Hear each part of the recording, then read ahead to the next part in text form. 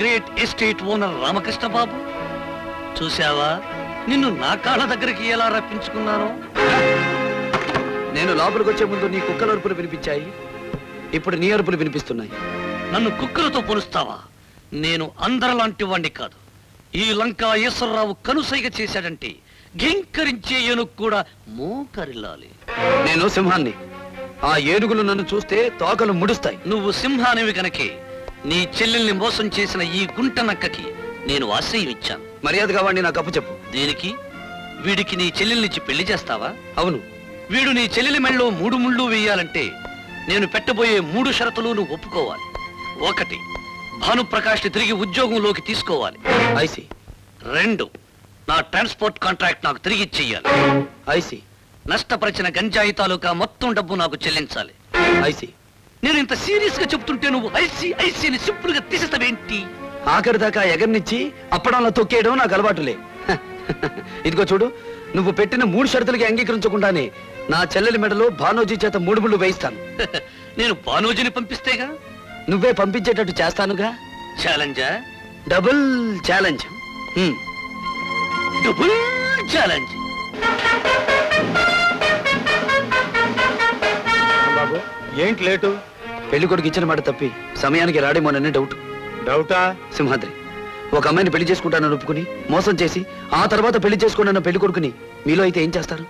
కాళ్ళు చేతులు ఎరగొట్టి పెళ్లి పెట్ల మీద కూర్చోబెడతాం. కాదంటే వాడిని మా కులం నుంచి ఎలేస్తాం. ఇంకా ఎదురు తిరిగితే పేనాలు తీసేస్తాం. ఇలాగే మా ఇళ్లలో జరిగితే మేమేం చెయ్యాలి?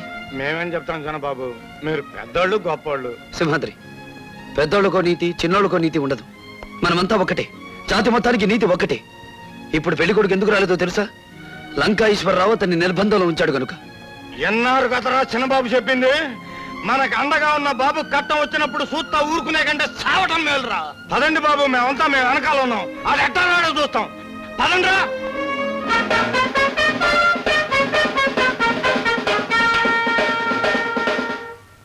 ఏమిటి మళ్ళీ వచ్చావు? ఓడిపోయానని చెప్పటానికా? ఓడిస్తానని రుజువు చేయడానికి వచ్చాను. మళ్ళీ ఛాలెంజా? ఛాలెంజ్ చేశాక వెనకడుగు వేయడం నాకు అలవాటు లేదు. ఒక్కడుగు ముందుకు వేసావంటే నీకు ఈ తుపాకీ సమాధానం చెప్తుంది. పిచ్చివాడా, అందులో ఎన్ని గుళ్ళుంటాయి? 2.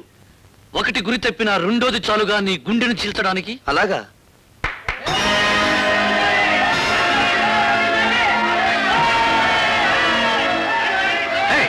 ఏమిటిదంతా? దండయాత్ర, రామదండు దండయాత్ర. లంకా ఈశ్వరరావునని గొప్పలు చెప్పుకుంటున్న నిన్ను పూడ్చి పెట్టడానికి వచ్చిన వానరులం. ఇప్పుడు చెప్పు, నీ తుపాకీలో ఉన్న గుండెలెన్ని, నీ కళ్ళ ముందున్న గుండెలెన్ని? నేను లెక్కల్లో వీక్ కాదు, జనాన్ని చూసి నీకు షేకు. ఒరే లంకగా, మర్యాదగా పెళ్లి కొడుకుని మాతో పంపు, లేదా ఈ ఇంటిని నిన్ను నేలమట్టం చేస్తాం. నీ తుపాకీ గుళ్ళకి మాలో సగం మంది బలైపోయినా సరే పెళ్లి కొడుకుని తీసుకెళ్లి తీరుతాం.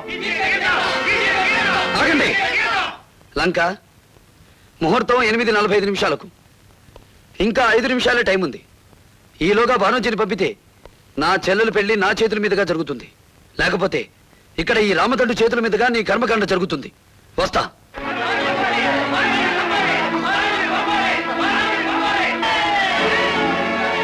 మేడ మీదనున్న భానోజీ, మేడ దిగిరారా. మేళ తాళాలతో తీసుకెళ్తారు వీళ్ళు.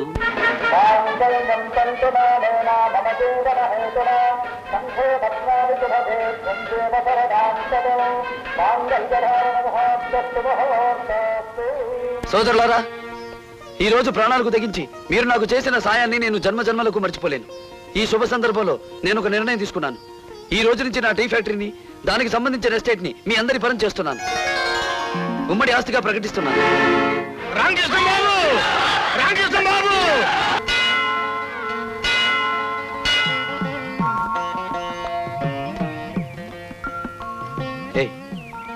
ఏమిటిది? ఇది కోరికల చెట్టు. కొత్తగా పెళ్లైన వాళ్ళు పోసుకున్న తలంబ్రాలు తీసుకొచ్చి ఈ చెట్టు కట్టి మనసులో ఉన్న కోరిక బయట పెడితే ఈ చెట్టు ఆ కోరిక తీరుస్తుంది. ఇంతకు నువ్వేం కోరుకున్నావు? 6 నెలలు తిరగకుండానే మన పెళ్లి జరగాలని. అలాగా? అయితే గంగా, 9 నెలలు తిరగకుండా బిడ్డను కూడా ఇస్తాడని ప్రమాణం చేస్తున్నాను. గంగా. ఏమిటి గంగా అని అడ్డంగా నిలబడుతున్నావు? కోరికల చెట్టు దగ్గర తీసుకెళ్లి నిన్ను చేసుకుంటానని చెప్పినంత మాత్రానికే రామకృష్ణ బాబుని నమ్ముతున్నావు. నీకు తెలుసో తెలీదో తను రాణిని ప్రేమిస్తున్నాడు. నీకు పైత్యం ఏమైనా పెరిగిందా? నాకు పైత్యం పెరిగిందో నీకు ప్రేమ పిచ్చి పెరిగిందో తెలుసుకోవాలంటే కాసేపు ఆగి లంక ఇంటి పక్కకు రా. నిజమేమిటో నీ కళ్ళతో నువ్వే చుద్దు గాని. ఏమిటి నువ్వు చెప్పినట్టు నాటకం ఆడితే రామకృష్ణ బాబు నాకు దక్కుతాడా? మీరిద్దరూ ప్రేమించుకున్నారని తెలిస్తే కోపంతో గంగ రామకృష్ణ బాబుకు దూరం అవుతుంది, గంగ నాకు దగ్గర అవుతుంది. అప్పుడు నీ కోరిక నెరవేరుతుంది, నా కోరిక నెరవేరుతుంది. నిజంగా నాకు అంత అదృష్టమా?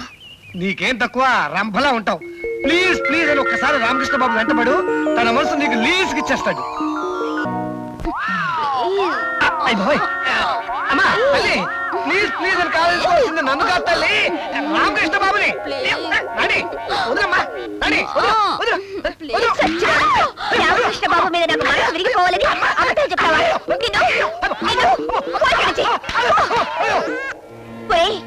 పేద ప్రజలకి తన ఆస్తంతా రాసిస్తానన్న రామకృష్ణ బాబు దేవుడ్రా. అలాంటి మనిషి ఎప్పుడు తప్పు చేయడు. చిచి, వాడు రిజిస్టర్ ఆఫీస్కి వెళ్ళి ఆ ఫ్యాక్టరీ కార్మికుల పేరుతో రిజిస్టర్ చేస్తే అప్పుడు ఆ ఇంట్లో బట్టలు ఉతుక్కోవడానికి సబ్బు బిళ్ళ కూడా దొరకదు. నాకింత నీకింత మనకింత అని మనం ఇంత వాటాలు వేసుకుంటున్నాం గానీ వాడు అన్నంత పని చేస్తే చివరికి మనకు మిగిలేదు మట్టి మొంత. మేము ఎంత మొత్తుకున్నా మీరేం పట్టించుకోవటం లేదు. మీ పత్రాల్లో తీసి పక్కన పెట్టి ఉంటున్నారా? లేదు, పదునైన ఆలోచన చేశాను. ఒరే కాకి, ఎస్ తీసుకో. ఏమిటి? Time bomb.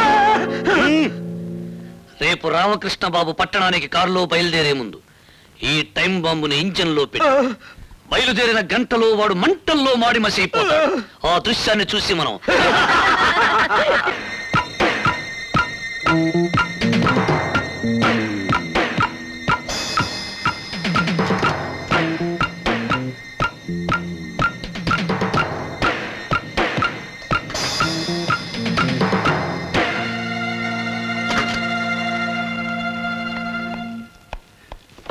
వెళ్ళొస్తా బామ్మ.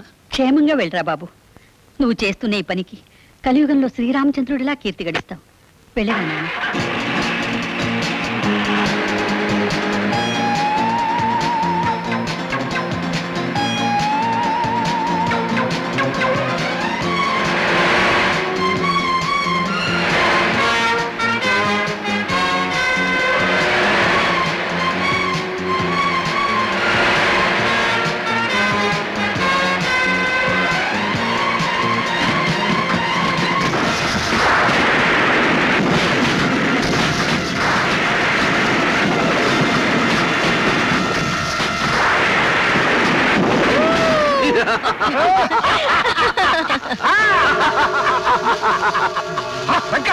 వాడు ఇంకా కొనలు పెడతా ఉన్నాడు.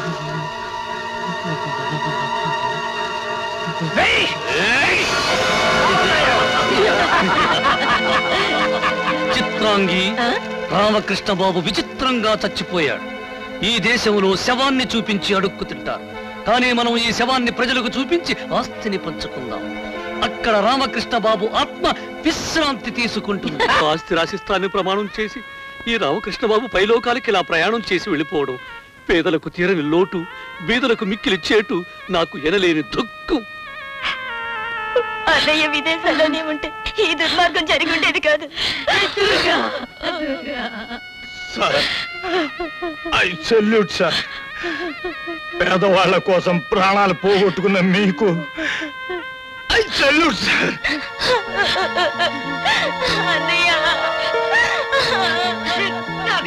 అన్నయ్య గారు, అయిపోయిందేదో అయిపోయింది. ఎవరు చేశారు, ఎందుకు చేశారు నాకన్నీ తెలుసురా, నాకన్నీ తెలుసు.